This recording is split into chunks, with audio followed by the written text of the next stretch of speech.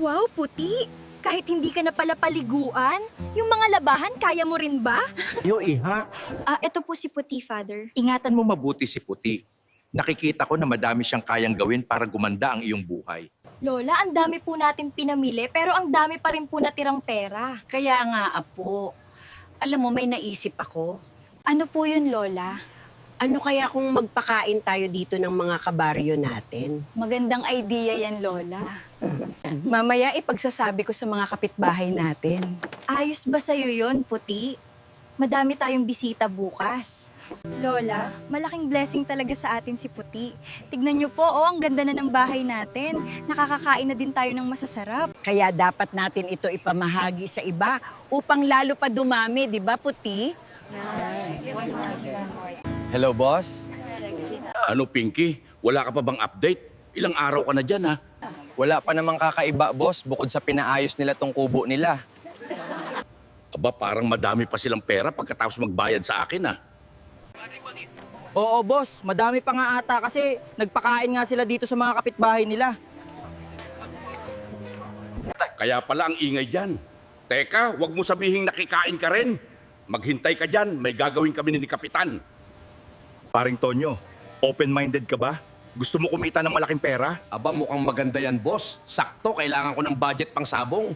Etong si Remedios, nabalitaan ko nagbenta ng madaming ginto. At yung pera nasa bahay lang nila. Nalaman nyo na ba, boss, kung saan nila ito nakuha? Hindi pa.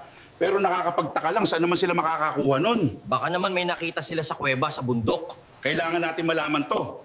Kaya dapat mapasok natin ang bahay nila. Malay mo, madami pang nakatago, di ba? Don Ramon, gusto mo ba i-set up natin sila para magsalita? Yan ang gusto ko sa'yo, paring Tonyo. Mabilis ka kausap. Tara na! Maraming salamat, Puti. At lagi mo kami binibiyayaan, kahit kapalit nito ay lakas mo. Huwag kang mag-alala, Puti. Ipapamahagi namin ito sa mga taong nangangailangan, lalo na yung may mabubuting puso. Pahinga ka na muna, Puti. Tama na muna, ayan. Baka mga kamanghina ka eh. Boss, may nalaman na ako kung saan nanggagaling ang ginto. Pumunta na kayo dito. Lola, ang dami na naman po gintong binigay ni Puti, kaya ayun, nagpapahinga siya sa sikretong pwesto niya. Ang bait talaga ni Puti sa atin. Hello, Remedios! Bakit hindi ka naman nag-iimbita? Anong ginagawa mo dito, Don Ramon? Bayad na kami sa'yo, bakit nanggugulo ka pa rin? Boss, madami silang ginto sa kwarto ng babae. Yung halaman kunin natin, doon ang gagaling ang ginto. Ah, dun pala.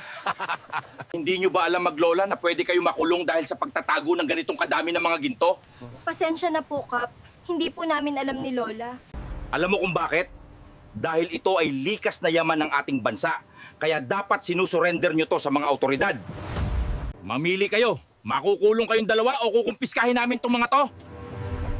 Pasalamat kayo at mabait si Kap. Sige po, kuhain nyo na lang po. Ayaw po namin makulong ng apo ko. Boss, ito na yun. Kuhain nyo na, mga yan!